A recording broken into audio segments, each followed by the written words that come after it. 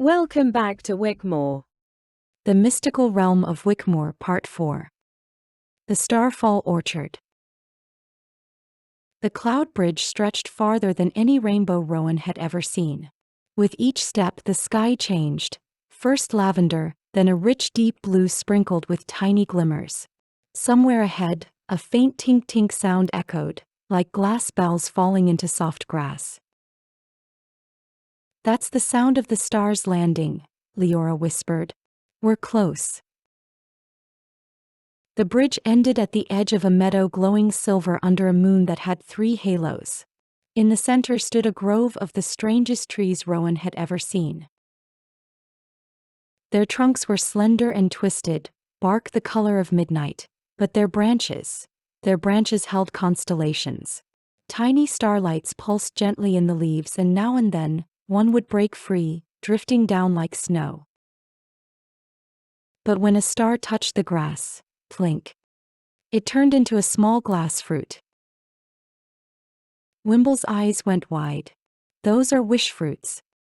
If you eat one, you'll dream of the moment the star was born." The dream weaver stepped closer, careful not to crush the glowing fruit on the ground. Then from behind one of the trees a voice called out, "Careful, dreamwalkers. Not all stars wish to be caught." A tall, thin figure stepped into view. She was dressed in a robe stitched from fallen constellations, her hair flowing like smoke from a comet. Perched on her shoulder was a tiny, feathered creature with wings made of pure moonlight. "I'm Serenia," she said with a polite bow. "Orchard keeper. And this," she gestured to the moon-winged creature, "is Pip, my sky moth." Pip clicked its tiny beak in greeting. Rowan explained about the shard of the first dream and their quest. Serenia listened, nodding, her comet hair drifting in the wind. "You're brave to come here," she said at last. "Because the orchard is restless. There's something wrong with the stars. They fall too soon, and some aren't really stars at all." Before Rowan could ask, a rustle shook the treetops. From above, a cluster of stars began to fall, but instead of drifting gently, they shot downward like arrows. When they hit the ground, they didn't turn into glass fruit. They stood up. Each one was a dark, faceless figure, shaped like a dream gone wrong, its body flickering faintly with stolen starlight. "Star thieves," Serenia said grimly. "Born from wishes turned bitter." The figures began to advance, slow but sure, the air growing colder around them. Pip hissed and took flight, leaving trails of moonlight in the air. "Go," Serenia called. "There's a shard in the heart tree at the orchard center. Get it before they do." Rowan gripped the dream orb from the keeper and felt its warmth steady her. The dream weavers dashed between glowing trunks, star thieves moving in behind them. Somewhere ahead, deep in the orchard's silver glow, a great tree waited, its branches heavy with entire galaxies, and at its roots, a light even brighter than any star. The heart tree. The orchard's air grew warmer the deeper they ran, as if the trees themselves were protecting them from the cold shadow of the star thieves. The glow ahead became so bright that it spilled through the branches like dawn breaking in the middle of the night. At last, the dream weavers emerged into a clearing. In the center stood the heart tree. It was unlike any other tree Rowan had seen in the orchard. Its trunk was smooth as crystal, shimmering with colors that shifted like oil on water. Its branches arched so high that clouds swirled among the leaves. Stars of every color clung to the boughs, some pulsing softly, others flickering as though about to fall. But the thing that drew everyone's breath was at the base of the tree. Nestled among its roots was a shard of pure light. It pulsed steadily like the heartbeat of a sleeping giant. The closer they got, the more Rowan could hear a faint sound, like the murmur of 1,000 voices whispering dreams from ages past. "That's it," Leora whispered. "The second shard." They stepped forward. And the ground trembled. From the roots, shapes began to emerge. They were not star thieves but something older and heavier, root guardians. They looked like huge wooden statues with faces made of bark and eyes glowing faintly blue. Moss hung from their shoulders like cloaks. One of them stepped forward, its voice deep as the earth itself. "The shard belongs to the dreamer who can prove they carry no shadow in their heart." Wimble squeaked. "Oh, that's gonna be a problem." The first guardian lowered its massive hand, palm up, toward Rowan. "Place your hand here. Show us your dream." Rowan's pulse quickened. She thought of home, of the tiny cottage with the creaky door, the warm smell of baking bread, the old quilt on her bed. She thought of the way the stars looked from her window in winter. She thought of her mother's laugh.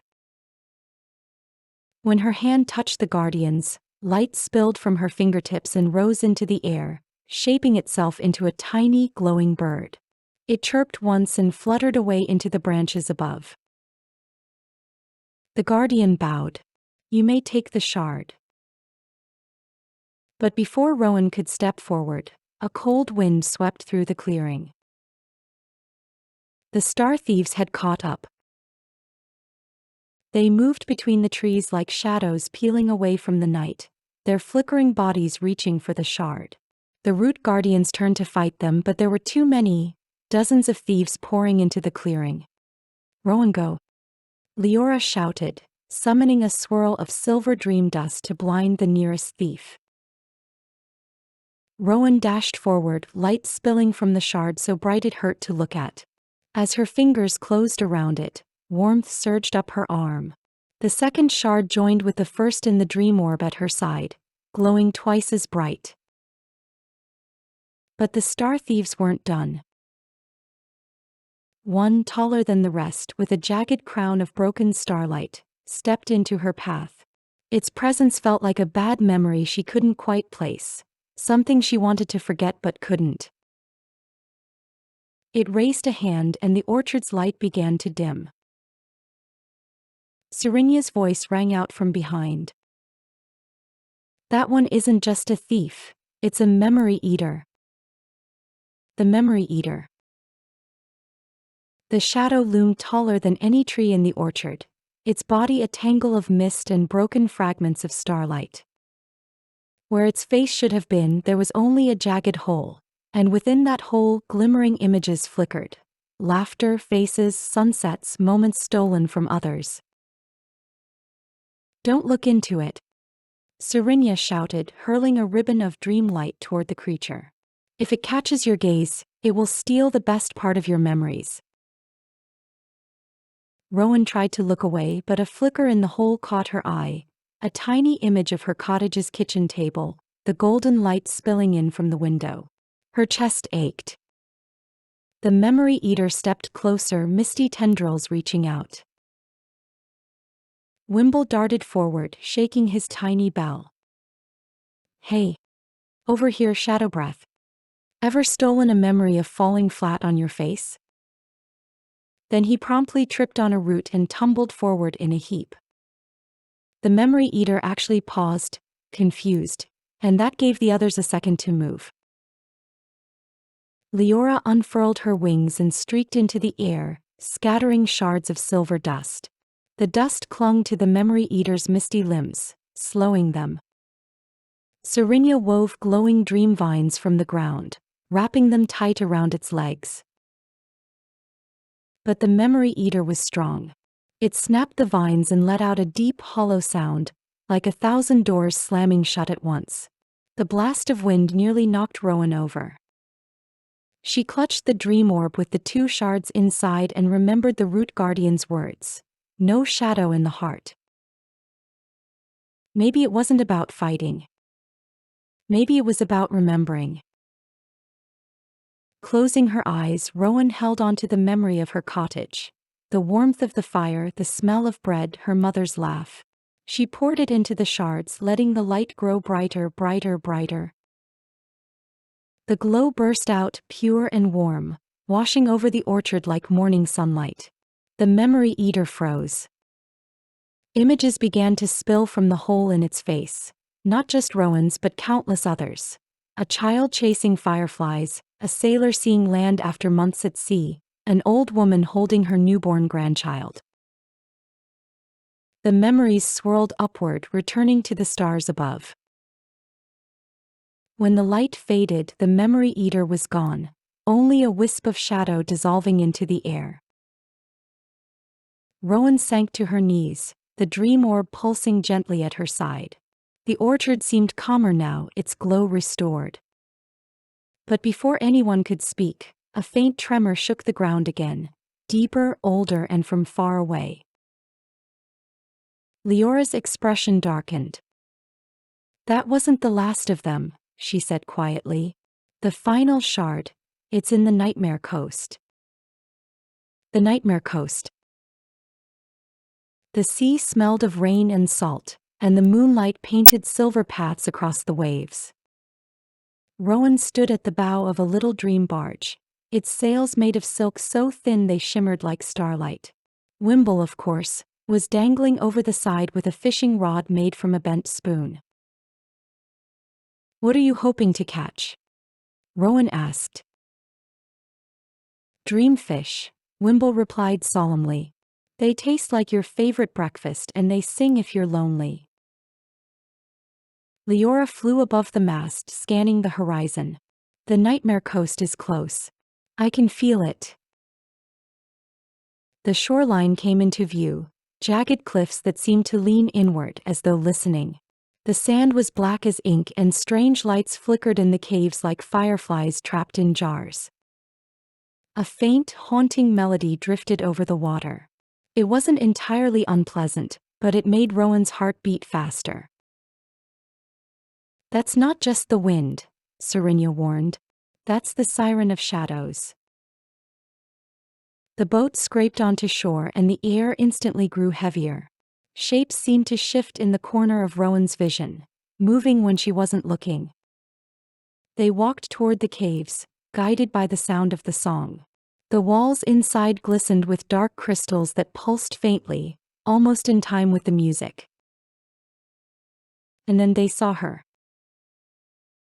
The siren sat on a rock pool in the center of the cavern, her tail long and gleaming like wet obsidian. Her eyes were impossible to look away from, deep pools of midnight threaded with tiny stars. But unlike the usual tales, she didn't seem malicious. "You've come for the last shard," the siren said softly. "But I can't give it to you. It's keeping my nightmares locked away." "What happens if it's removed?" Rowan asked gently. The siren's gaze flickered to the shadows around them. "They'll be free. And they will follow you." Wimble glanced at Rowan. "So, no pressure then." Rowan took a deep breath. "Then maybe we don't take it from you. Maybe we help you carry it so it doesn't have to trap you here." The siren tilted her head as if she'd never considered the possibility. "If you can do that, I'll join you. But if you fail, the nightmares will drown us all." Thank you for listening. If you would like to be notified about upcoming releases to the Wyckmoore series, please subscribe.